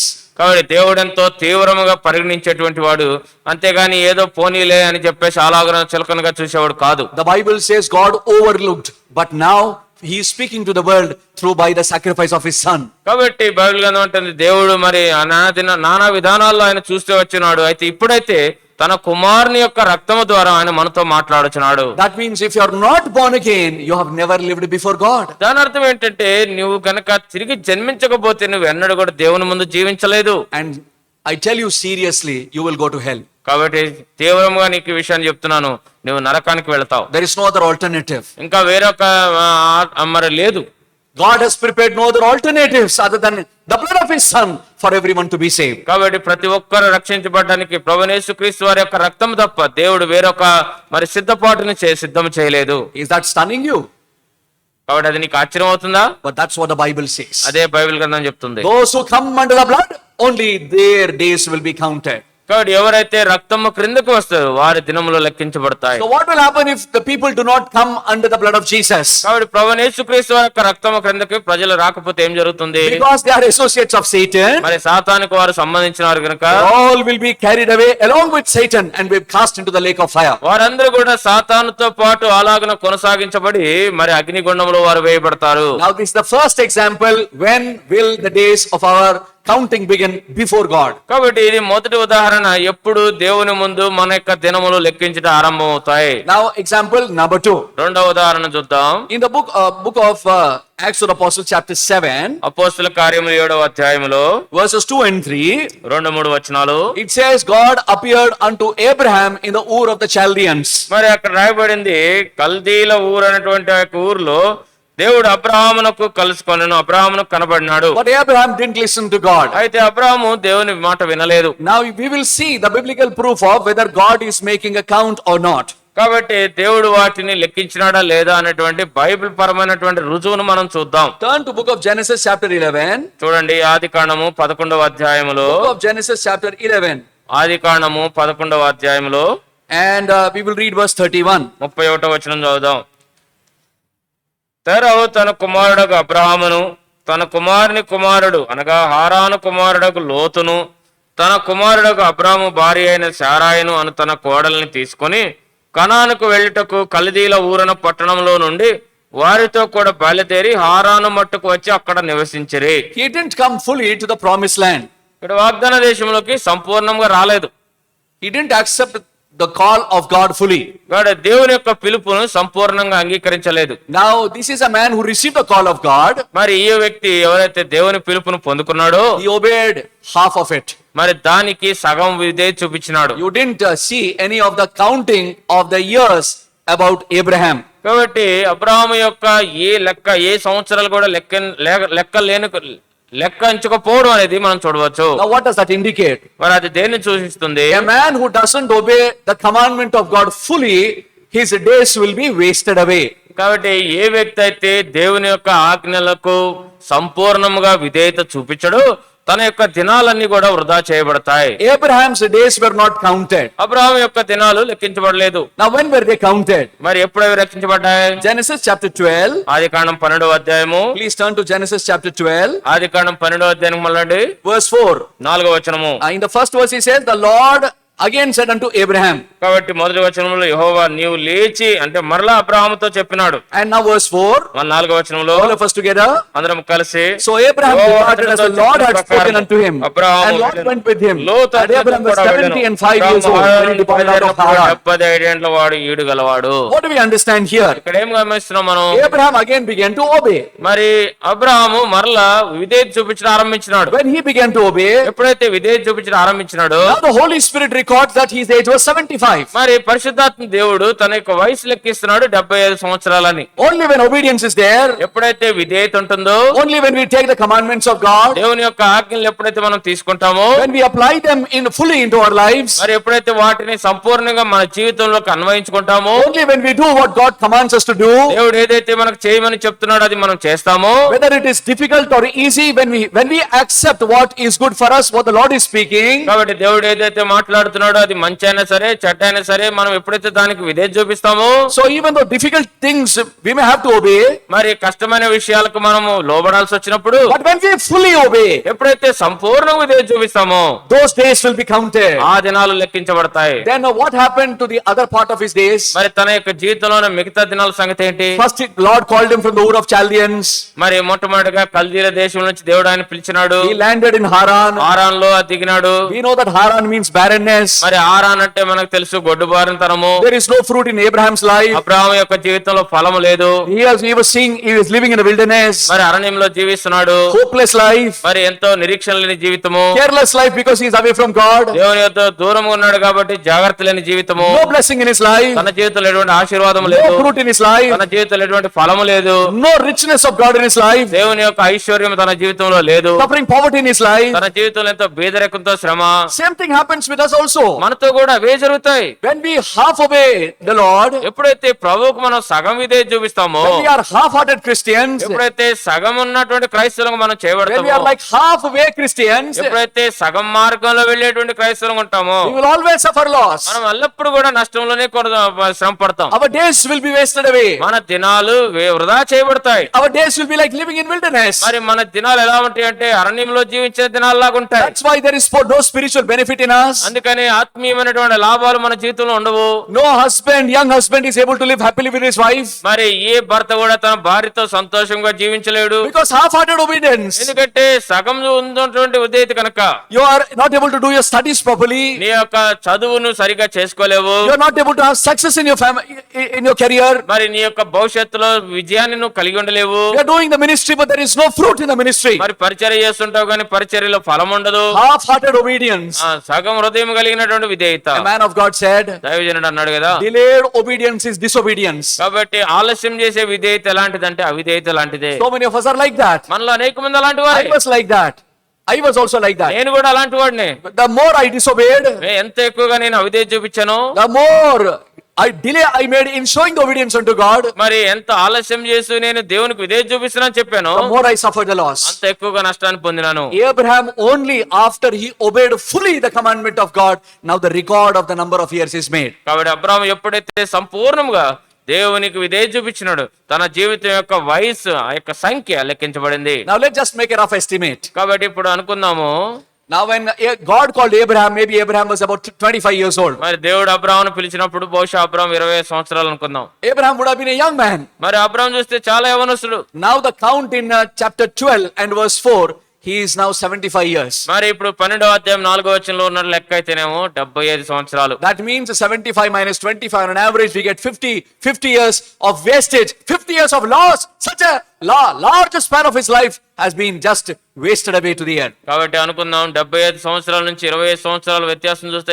50 సంవత్సరాలు 50 దీర్ఘకాల సంవత్సరాలు తన జీవితంలో వృధా చేసుకున్నాడు. Oh my young brother and sister, ఓ యవన సహోదరా సహోదరి, you may be a born again believer. నువ్వు తిరిగి జన్మించిన విశ్వాసి You would కావచ్చు. have received the call of God. దేవుని పిలుపును పొంది ఉండొచ్చు. But is there obedience to the commandments of God in your life? అయితే నీ జీవితంలో దేవుని యొక్క ఆజ్ఞకు దేవుని యొక్క మాటకు విధేయత ఉన్నదా? You're taking light of the commandments of God దేవుని యొక్క ఆజ్ఞలను చాలా చులకనగా తీసుకుంటున్నావా? in the matter of honoring God, దేవుని ఘనపరిచే విషయంలో, in the matter of respect which is due unto God, దేవునికి చెందవలసినటువంటి గౌరవ మర్యాదల విషయంలో, in the matter of giving your very best unto God. దేవునికి నువ్వు ఇచ్చే విషయంలో If you're not giving that, అలాగ నువ్వు ఇవ్వకపోయినట్లయితే your life is just getting wasted away. ఆ జీవితం కేవలం వృధా చేయబడుతుంది. My dear young brothers and sisters, కాబట్టి ఏమన్నా సోదరా సోదరి, God desires obedience. కాబట్టి దేవుడు విధేయతను కోరుతున్నాడు. Even though your day has began నీ యొక్క దినం ఆరంభమైనప్పటికీ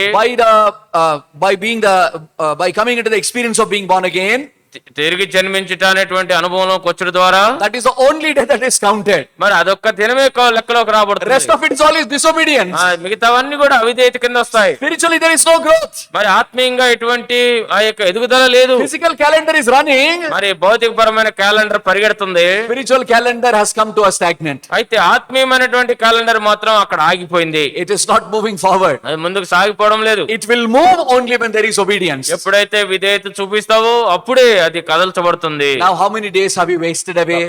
కాబట్టి ఎన్ని దినాలు వృధా చేసినావు? Abraham lost 50 years. మరి అబ్రహాము 50 సంవత్సరాలు కోల్పోయినాడు. Now let's look at another example. ఇంకొక ఉదాహరణ చూద్దాం. Genesis chapter 16 and verse 16. ఆదికాండం 16వ అధ్యాయం 16వ వచనంలో Example number 3. మూడవ ఉదాహరణ. Genesis 16:16. ఆదికాండము 16వ అధ్యాయము 16వ వచనము. Shall we read this verse together? అందరం కలిసి వచనం చదువుదాం. Yes. హాగరు అబ్రహామునకు ఇష్మాయేలును కనినప్పుడు అబ్రహాము 86 ఏండ్ల వాడు. So here we can see age of Abraham is 86. ఇక్కడ మనం చూస్తున్నాం అబ్రహాము యొక్క వయసు 86. Now chapter 17 and verse 1. 17వ అధ్యాయం మొదటి వచనంలో, And when Abraham was 90 years old and 9, the Lord appeared to Abraham. కాబట్టి అబ్రహాము 99 ఏండ్ల వాడైనప్పుడు యెహోవా అతనికి ప్రత్యక్షమై. 99 minus 86. కాబట్టి 99 మరిలో నుంచి 86ని తీసేద్దాం. There are how many years? ఎన్ని సంవత్సరాలు? There are 16 years. కాబట్టి 13 years. 13 సంవత్సరాలు. He lost 13 years of his life. కాబట్టి తన జీవితం యొక్క 13 సంవత్సరాలు మరలా కోల్పోయినాడు. He is the one chosen by God. దేవుని చేత ఎన్నుకొనబడ్డవాడు. He is the one who has been promised by God many things. మరి అనేకమైన విషయాలు దేవుని చేత మరి వాగ్దానం చేయబడ్డవాడు. But now for 13 long years God did not speak. మరి అయితే 13 సంవత్సరాలు మరలా దేవుడు మాట్లాడలేదు. Being a believer is no guarantee that every day is counted before God. కాబట్టి విశ్వాసిగా ఉండి ప్రతి దినము దేవుని ముందు లెక్కలోకి వస్తదనేటువంటి నిశ్చయత లేదు. Now what was the problem in Abraham's life here? Abraham జీవితంలో ఉన్నటువంటి ఇక్కడ ఉన్న సమస్య ఏంటి? It's a very serious problem. ఇక్కడ ఎంతో తీవ్రమైన సమస్య. Many believers get into this problem. అనేక మంది విశ్వాసులు కూడా ఈ సమస్యలోకి వెళ్తారు. God promised Abraham a son. మరి దేవుడు అబ్రహాము గురించి కుమారుని విషయంలో వాగ్దానం చేసినాడు. It is according to God's will. అది దేవుని యొక్క చిత్త ప్రకారముగా It ఉన్నది. is according to God's word. దేవుని యొక్క వాక్య ప్రకారముగా. It is according to God's purpose. దేవుని యొక్క ఉద్దేశం ప్రకారముగా. And Abraham has to stick on to that purpose and will of God. ఆ రీతిగా అబ్రహాము దేవుని యొక్క ఈ చిత్తానికి ఆ యొక్క ఉద్దేశానికి ఆ రీతిగా నిలబడాల్సి ఉంది. But what did Abraham do? అయితే అబ్రహాము ఏం చేసినాడు? He chose his own will. తన యొక్క సొంత చిత్తాన్ని ఎన్నుకున్నాడు. He was listening to the good advice of his wife. తన భార్య యొక్క మంచి సలహాని విన్నాడు. And because of the circumstances he chose to obey the good advice of his wife. కాబట్టి పరిస్థితులను బట్టి తన భార్య ఇచ్చినటువంటి సలహాకు ఇదే చూపించేసినాడు. Watchman he said like this. Watchman నీ గారు ఇలా చెప్పినారు. There is more danger in good advices which is not of God's will rather than doing some evil. కాబట్టి దేవుని యొక్క చిత్తము కంటే మరి మంచి సలహాలు ఏదైతే ఉన్నాయో అవి ఏమాత్రం కూడా ఉపయోగం లేదు. అది ఇంకా చెప్పాలంటే అవి దుష్టుని యొక్క చిత్తమే. They will create lot of loss. అవి ఎంతో నష్టాన్ని కలుగు చేస్తాయి. Now let me show you the first temptation of Jesus. కాబట్టి ప్రభువైన యేసుక్రీస్తు వారి యొక్క మొదటి శోధన చూపించండి. Now when the devil tempted the Lord Jesus to convert these stones into bread, మరి ఎప్పుడైతే దుష్టుడు ప్రభువైన యేసుక్రీస్తు వారిని రాళ్లను రొట్టెలుగా చేయమని శోధించినప్పుడు there were two challenges before the Lord. ప్రభువు ముందు రెండు సవాళ్లు ఉన్నాయి. If you are God's son, why will God leave you hungry? మరి దేవుని కుమారుడు అయితే దేవుడు ఎందుకు నిన్ను ఆకలిగా పెడతాడు? So questioning the love of God. మరి మొదటి ప్రశ్న దేవుని ప్రేమను గురించి. Second thing, రెండవది, Jesus had all power to convert stones into bread. మరి యేసు ప్రభు వారికి ఆ యొక్క రాళ్ళన్నిటిని కూడా రొట్టెలుగా చేసే శక్తి ఆయన కలిగి ఉన్నాడు. But suppose if Jesus will use his power to convert the stones into bread, మరి ఒకవేళ అనుకుందాం ప్రభువైన యేసుక్రీస్తు వారు ఆ యొక్క శక్తిని ఉపయోగించి రాళ్ళను రొట్టెలుగా చేసినట్లయితే he will be acting independent of God. మరి దేవునికి విరోధముగా ఉండి వ్యక్తిగతంగా వేరుగా. దేవునికి వేరుగా వ్యక్తిగతంగా పని చేసిన వాడుగా అవుతాడు. He will be acting independent of God. మరి దేవునికి మరి ఇండిపెండెంట్ గా పని చేసిన వాడుగా ఉంటాడు. So that was never the purpose of God, that Jesus should be independent of God. కాబట్టి యేసు ప్రభు వారు మరి స్వతహాగా సొంతగా దేవుడు ఉండాలి అనేటువంటిది దేవుని ఉద్దేశం కాదు. He has to entirely depend on God. మరి సంపూర్ణంగా దేవుని మీద ఆధారపడాల్సి ఉంది. But here we see Abraham, అయితే ఇక్కడ అబ్రాహాం మనం చూస్తున్నాం, if he following the good advice of his wife మరి తన భార్య యొక్క మంచి సలహాలను వెంబడించినాడు and acting independent of God. ఇప్పుడు దేవునికి వేరుగా స్వతహాగా పనిచేస్తున్నాడు. It's a problem in Christian ministry today. క్రైస్తవ పరిచర్యలో ఇదే సమస్య ఇప్పుడు. You have to look at some good advices. మరి అనేక మంది మంచి సలహాదారులు ఉన్నారు. You have to look at some good needs. మరి ఎవరు కూడా మంచి అవసరతలను చూడటం లేదు. But we don't go upon our knees and find the will of God. మరి మన మోకాళ్ళ మీదకు వెళ్లి దేవుని చిత్తాన్ని మనం కనుగొను. Though Abraham was not spoken by God for 13 years, మరి అబ్రాహాము దేవుడు మరి 13 సంవత్సరాలు మాట్లాడకపోయినప్పటికీ God was still merciful. దేవుడు కనికరం కలిగి ఉన్నాడు. Even though many of us act independently away from God, మరి మనలో అనేక మంది స్వతహాగా వ్యక్తిగతంగా సొంతగా దేవుని దూరంగా మనం ఉన్నప్పటికీ we keep living our lives independently. మన యొక్క జీవితాలను మనం సొంతగా మనం జీవిస్తున్నాం. We keep doing our ministry independently of God. మన పరిచర్యను కూడా మనం స్వతహాగా మన సొంతగా మనం చేస్తున్నాం. Don't think because everybody is doing the ministry, they are all doing to God. మరి అనుకోవద్దు ప్రతి వారు చేసే పరిచర్య అంతా కూడా దేవుని కొరకే చేస్తున్నారని. No, there are many things, many people who are serving only by their power, not according to the will of God. మరి అనేక మంది అనేక రకాలుగా తమకున్నటువంటి అధికారము శక్తిని బట్టి ప్రభువుని సేవిస్తున్నారు కానీ దేవుని యొక్క చిత్త ప్రకారము కాదు. That's why the man of God, Brother Vaxing, he was always careful enough and he taught us, the church of God, to always find the will of God. అందుకని దైవజనుడైనటువంటి భక్సింగ్ గారు ఎప్పుడు కూడా సంఘానికి బోధిస్తూ వచ్చినాడు, మనకు నేర్పిస్తూ వచ్చినాడు ఏమనంటే దేవుని చిత్తాన్ని కనుగొనుట. Time and again he used to say, మరి మరలా చెప్పేవారు, the highest privilege of a believer, మరి విశ్వాసి యొక్క ఉన్నతమైన ధన్యత ఆధిక్యత ఏంటంటే to find the will of God, దేవుని చిత్తాన్ని కనుగొనుట, to know the will of God, దేవుని చిత్తాన్ని ఎరుగుట, and do the will of God. దేవుని చిత్తాన్ని చేయుట.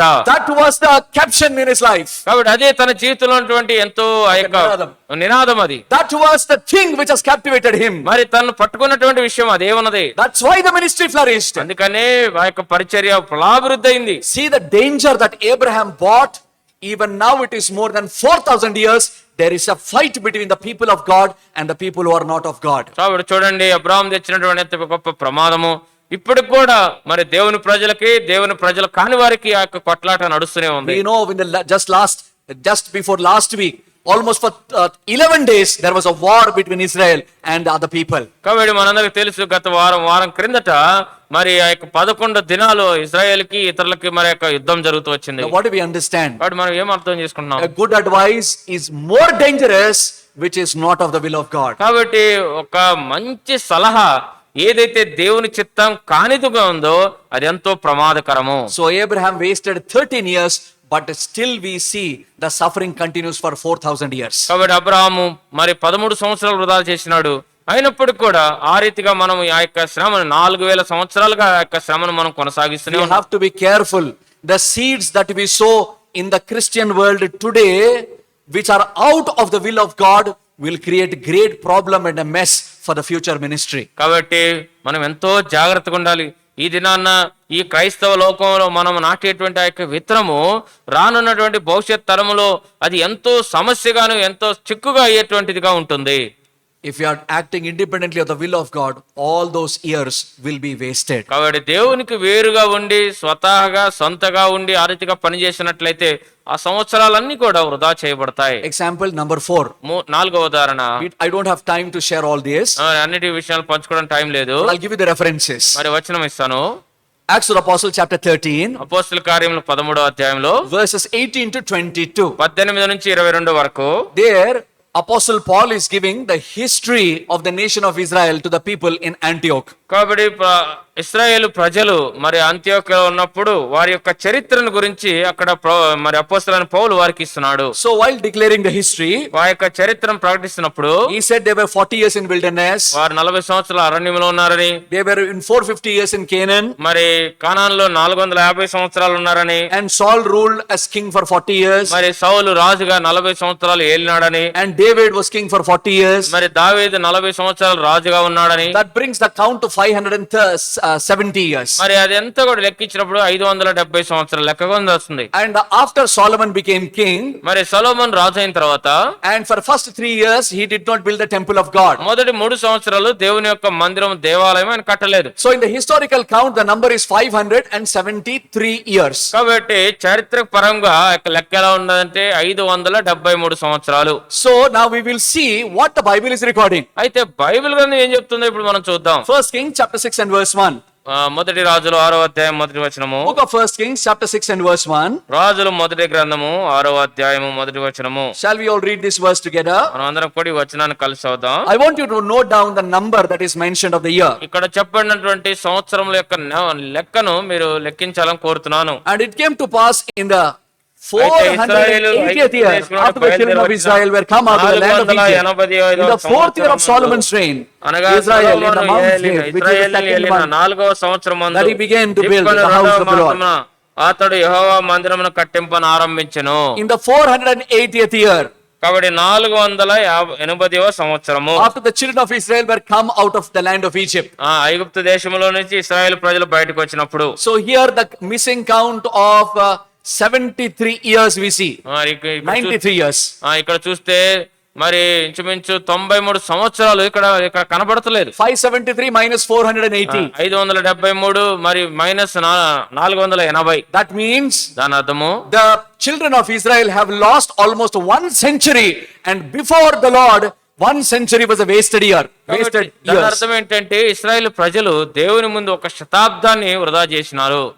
We just see Hyderabad change in the last 15 years drastically. మరి చూస్తే హైదరాబాద్ గత 15 సంవత్సరాలుగా ఎంతో మార్పు వచ్చింది. Within just a span of 10 to 15 years. మరి అదంతా కేవలం 10-15 సంవత్సరాల్లోనే. Now the people of God lost 93 long years. చూడు దేవుని ప్రజలు 93 దీర్ఘకాల సంవత్సరాలు కోల్పోయినారు. Now the question comes, what did they do? మరి ప్రశ్న వచ్చింది, ఏం చేసినారు Did వాళ్ళు? the Bible record wrongly?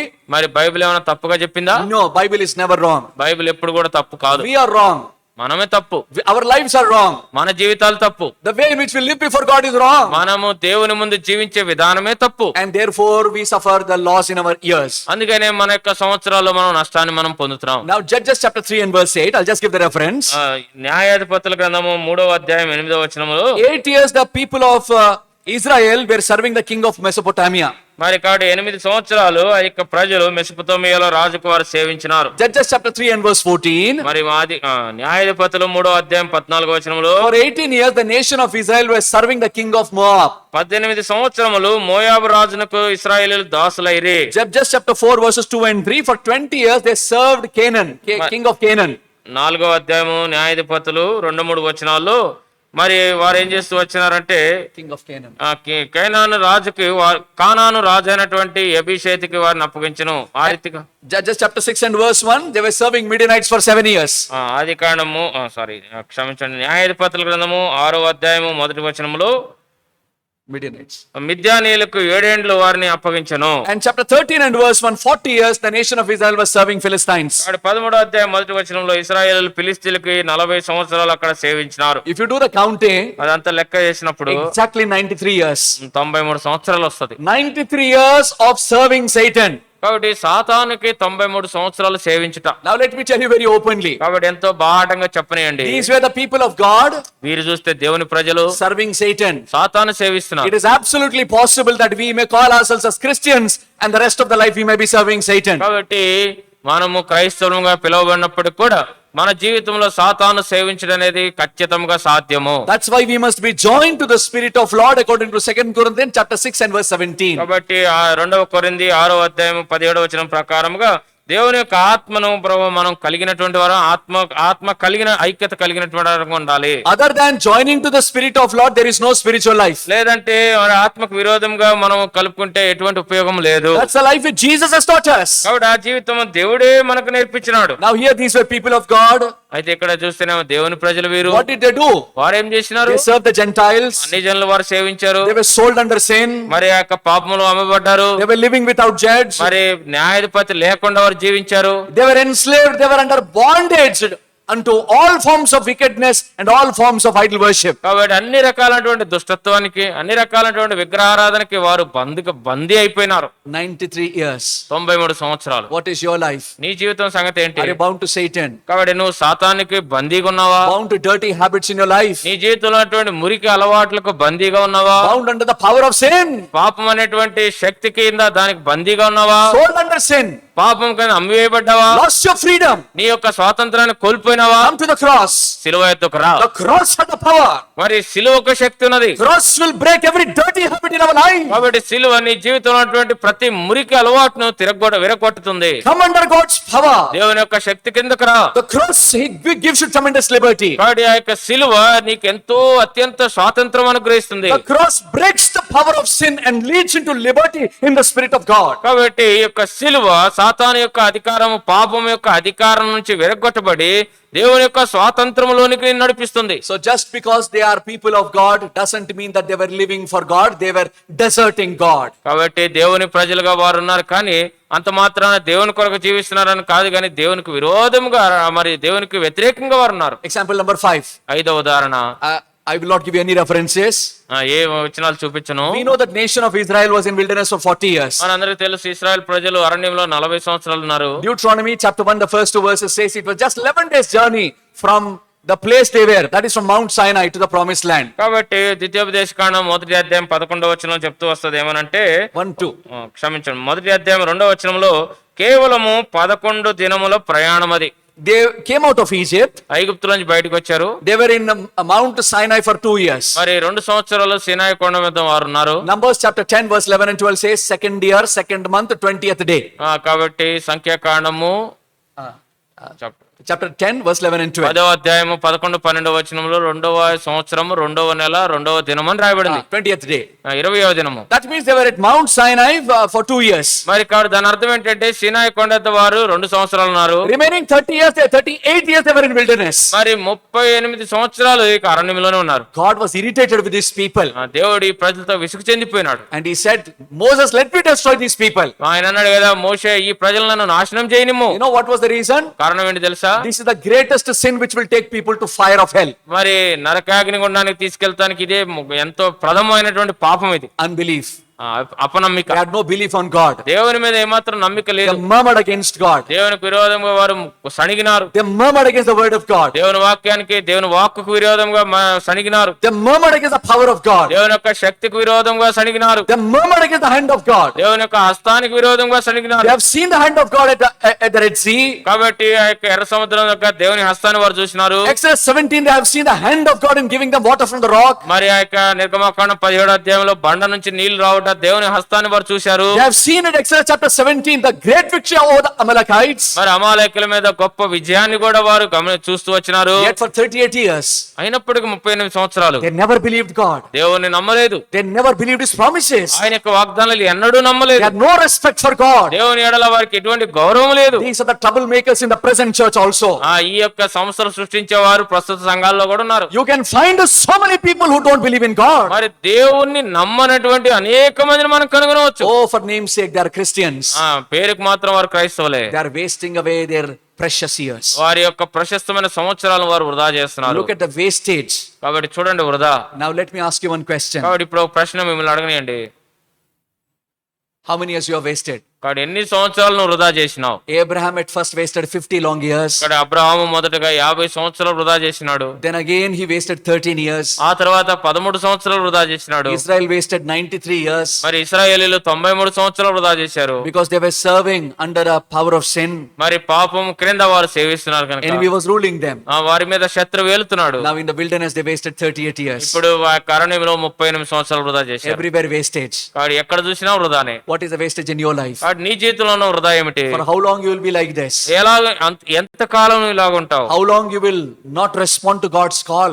ఎంతకాలం దేవుని యొక్క పిలుపుకు నువ్వు ప్రతిస్పందించవు? Will you be just like Cain? మరి నువ్వు కయీను వలె ఉన్నావా? We have seen in the beginning the Bible records 1 John 3:12 he belonged to Satan. మరి కాబట్టి యోహాను రాసిన మొదటి పత్రిక 3వ అధ్యాయం 12వ వచనం మనం చదువుతూ వచ్చినాము, అతడు దుష్టుని సంబంధినిగా ఉన్నాడు. For how long you will associate yourselves with Satan? కాబట్టి ఎంత కాలము నిన్ను నీవే సాతానుకు నువ్వు సంబంధిగా ఉంటావు? Come under the blood of Christ. క్రీస్తు యొక్క రక్తం క్రిందకు రా. According to that your days will begin to be recorded. దాని ప్రకారంగా నీ యొక్క దినములు లెక్కించడం ఆరంభమవుతుంది. So what are the mistakes among the people of God? మరి దేవుని ప్రజల మధ్యలో ఉన్నటువంటి యొక్క తప్పు ఏమిటి? Disobedient to God's call, years will be wasted. కాబట్టి దేవుని యొక్క పిలుపుకు విధేయత చూపించడం వల్ల సంవత్సరాలు వృధా చేయబడతాయి. Disobedient, halfway obedience is also disobedience, years will be wasted. కానీ సగం విధేయత చూపించినా కూడా సంవత్సరాలు వృధా చేయబడతాయి. Working according to the good will of the people, not according to God's will, time will be wasted. కాబట్టి ప్రజల యొక్క మంచి ఇష్టానికి లేకపోతే మంచి సలహాకు పనిచేయట, దేవుని చిత్తానికి విరోధంగా పనిచేయట, అది కూడా సమయం వృధా చేయబడుతుంది. Leaving God and calling just by the name of God, our time will be wasted. కాబట్టి దేవుని విడిచిపెట్టి దేవుని నామాన్ని కేవలం పిలిచడం ద్వారా కూడా సమయం వృధా చేయబడుతుంది. And unbelief is one of the major reasons which cause lot of what you call grief to the heart of the father, and your years will be wasted. అంతేకాకుండా అపనమ్మిక అనేటువంటిది ఇంకొక ఎంతో ప్రథమైనటువంటిది, తండ్రికి ఎంతో దుఃఖాన్ని తీసుకుని వస్తుంది. దాని వల్ల కూడా అనేకమైన సంవత్సరాలు వృధా చేయబడతాయి. We close in 2 minutes. 2 నిమిషాలు ముగిస్తాం. So what you should do? కాబట్టి నువ్వేం చేయాలి? In Matthew 20, మత్తయి సువార్త 20లో the Lord gave a parable. మరి ప్రభు ఒక ఉపమానం ఇచ్చినాడు. The parable of the vineyard and the servants. మరి ఆ యొక్క ద్రాక్షారసము సేవించి ఆ యొక్క దాసులకు ఇచ్చేటువంటి ఆ యొక్క ఉపమానము And vineyard, క్షమించండి, ద్రాక్ష తోట దాసులు పనిచేయడం Lord గురించి. Jesus is the owner of the vineyard. కాబట్టి ప్రభువైన యేసుక్రీస్తు వారి యొక్క ద్రాక్ష తోట యజమాని. Many laborers are there outside. అనేక మంది పనివారు ఉన్నారు. The Lord Jesus went out in the morning, ప్రభువైన యేసుక్రీస్తు వారు ఉదయకాలం వెళ్ళినారు, called the people, ప్రజలను పిలిచినారు. come and work in my vineyard. వచ్చి నా యొక్క ద్రాక్ష తోటలో పని చేయుడి. The Bible records, బైబిల్ అన్న చెప్తుంది, he went at 9th hour, ఉదయం 9 గంటలకు ఆయన వెళ్ళినాడు. he went at 11th hour, 11 గంటలకు ఆయన he వెళ్ళినాడు. went at 3rd hour, 3 గంటలకు వెళ్ళినాడు. 6th hour, సాయంత్రం 6 గంటలకు వెళ్ళినాడు. 3, 6, 9, 11.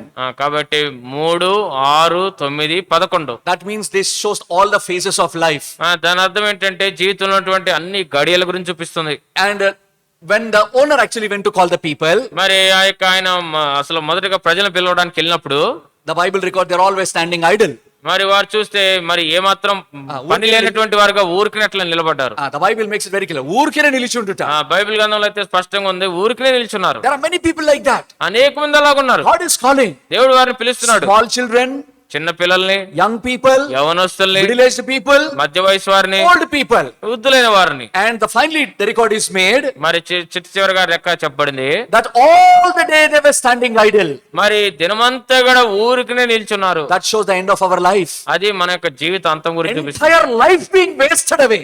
మరి మన జీవితం అంతా కూడా వృధా చేయబడుతుంది. Are you also living a wasted life? నీవు కూడా వృధా చేయబడిన జీవితం జీవిస్తున్నావా? Doing all the ministry, but God says it is waste. మరి నువ్వు పరిచర్య అంతా చేస్తున్నావు, అయితే దేవుడు అన్నాడు వృధా ఇదంతా. Now what is the way to do it? అయితే దాన్ని చేసే విధానం ఏంటి? Vineyard means God's will. ఆ యొక్క ద్రాక్ష తోట అంటే దేవుని చిత్తము. You may work in other vineyards, but not in God's vineyard. మరి ఇతర ద్రాక్ష తోటల్లో నువ్వు పని చేస్తూ ఉండొచ్చు, కానీ దేవుని యొక్క ద్రాక్ష తోటలో నువ్వు పని చేయటం లేదు. Working in God's vineyard means working in God's will. కాబట్టి దేవుని యొక్క ద్రాక్ష తోటలో పని చేయటం అంటే అర్థం ఏంటంటే దేవుని యొక్క చిత్తంలో పని చేయుట. Only that will be counted. అది మాత్రమే లెక్కించుకొస్తుంది. Remaining all things will be just wasted away. మిగిలినవన్నీ కూడా కేవలం వృధా చేయబడతాయి. That is definitely hurting your heart. మరి ఖచ్చితంగా నీ హృదయాన్ని బాధిస్తుంది. So much of wastage in your life. నీ జీవితంలో ఎంతో వృధా ఉన్నది. But God says, అయితే దేవుడు అంటున్నాడు, Joel 2:25, యోవేలు 2:25లో, I will restore all the years with the locusts, the canker worms, the palmer worms, all these things have eaten. కాబట్టి ఏదైతే మరి ఇవన్నీ కూడా పంటను తినివేస్తూ వచ్చిన అవన్నీ సంవత్సరాలన్నిటిని కూడా నేను తిరిగి సమకూరుస్తాను. One day in thy courts is better than 1,000. కాబట్టి ఒక దినము నీ యొక్క మందిరంలో గడుపుట అనేది 1000 సంవత్సరాల కంటే శ్రేష్టము. You can receive all the wasted years. కాబట్టి ఆ యొక్క వృధా చేయబడినటువంటి సంవత్సరాలన్నీ కూడా నువ్వు పొందవచ్చు. You can make even one day as profitable as 1,000 years before God. కాబట్టి ఒక్క దినము మరి దేవుని ముందు ఎంతో లాభకరంగా, అంటే 1000 సంవత్సరాల కంటే కూడా లాభకరంగా I told you in the beginning. కాబట్టి ఆరంభంలో చెప్పినాను. Each day when we get up, we are coming closer to the grave. కాబట్టి ఆ అనుదినము మనం లేచిన వెంటనే మనం సమాధికి దగ్గరగా చేయబడుతున్నాం. We have to give an account before God. కాబట్టి దేవుని ముందు మనం లెక్క అప్పచెప్పాలి. How many years we have lived spiritually? కాబట్టి ఎన్ని సంవత్సరాలు ఆత్మీయంగా నువ్వు వృధా చేసుకున్నావు. Finally, one example. చివరిగా ఉదాహరణ, A youngster became a TB patient. మరి ఒక యవనస్తుడు ఒక టీవీ పేషెంట్ అయినాడు. This is a real story. ఇది ఒక నిజమైన చరిత్ర. Happened in 1877. 1877లో జరిగిన సంగతి. And Charles C. Luther went to the young man. Charles Luther గారు ఈ యొక్క యవనస్తుడి దగ్గరికి వెళ్ళినాడు. Shared the gospel in the hospital. ఆ యొక్క హాస్పిటల్లో సువార్తను పంచుకున్నాడు. In those days, no proper treatment for TB. మరి ఆ యొక్క దినాల్లో ఆ యొక్క టీబీ వచ్చిన వారికి సరైనటువంటి ఆ యొక్క ట్రీట్మెంట్ లేదు. He was about to die. మరి ఇంచుమించు మరణానికి సమీపంగా ఉన్నాడు. When the gospel was shared, young man came to the Lord. అయితే సువార్త ఇవ్వబడింది, యవనస్తుడు ప్రభు ఎద్దుకు వచ్చినాడు. But the young man was crying. ఆ యవనస్తుడు ఏడుస్తున్నాడు. How will I go and meet my God in heaven? All my life is wasted away. కాబట్టి నా జీవితం అంతా కూడా వృధా చేయబడింది. కాబట్టి ఇప్పుడు నేను ఎలాగనో వెళ్ళి నా ప్రభువుని నేను పరలోకంలో కలుసుకుంటాను. And he was weeping and weeping. ఏడుస్తున్నాడు.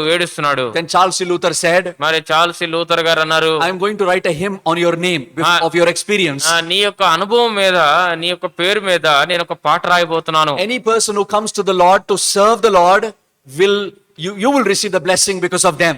కాబట్టి ఏ వ్యక్తి అయినా సరే ప్రభువుని స్వీకరించినప్పుడు, ప్రభువుని సేవించినప్పుడు వారిని బట్టి నీకు ఆశీర్వాదం వస్తుంది. You know what was the hymn? ఆ యొక్క పాట ఏమిటి తెలుసా? It's in our youth song books. మన యొక్క యవనస్తుల పాటల పుస్తకాల్లో ఉంది. Must I go empty handed?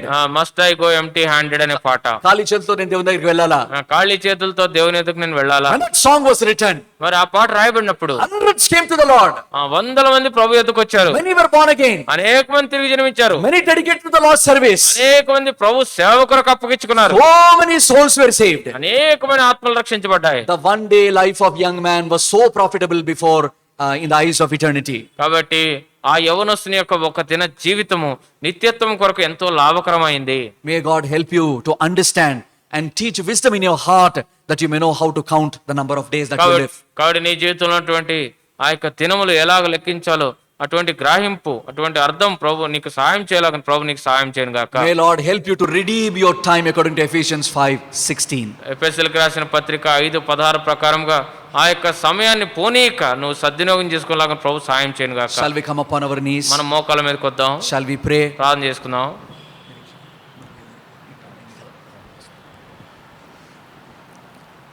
Silently pray in your heart. The Lord spoke to you that your life is getting wasted away, but God doesn't want your life to be wasted. He wants you to receive the full reward. సంపూర్ణమైన బహుమానాన్ని పొందుకోవాలని దేవుని యొక్క ఉద్దేశం. Young man, we have only one life. ఒకే ఒక జీవితం మనకున్నది. Man lives only for one life and then he has to stand before God according to Hebrews 9:27. We have to give account of the way in which we have lived our life. Stand in the will of God. Commit your life to Christ.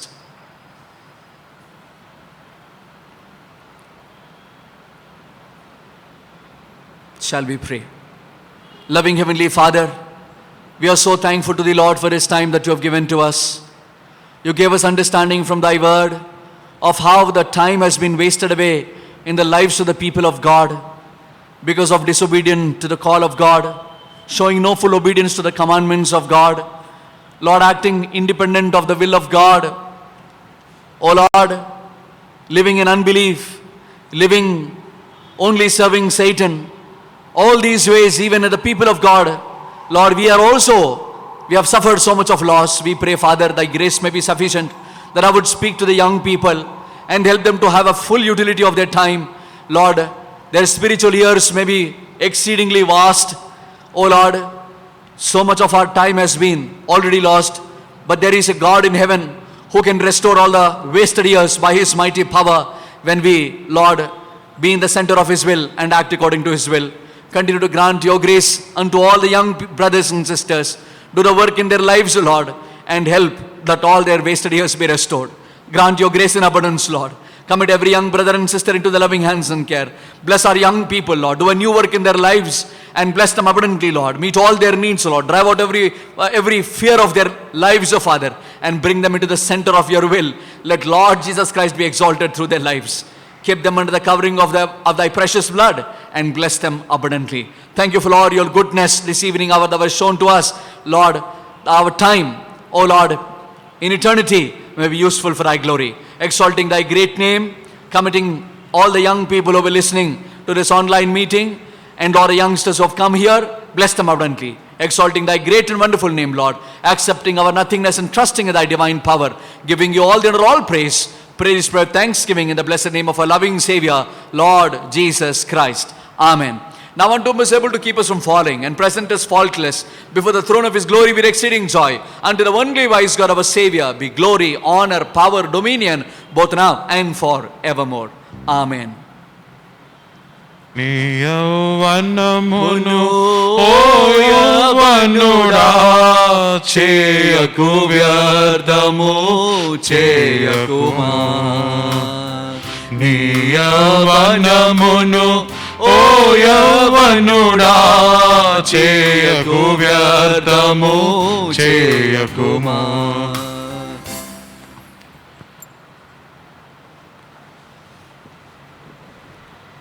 ప్రభు మీ అందరినీ కూడా ఆశీర్వదించును గాక. 2 ప్రకటనలు ఉన్నాయి, గమనించండి. 2 మార్పులు సమయంలో.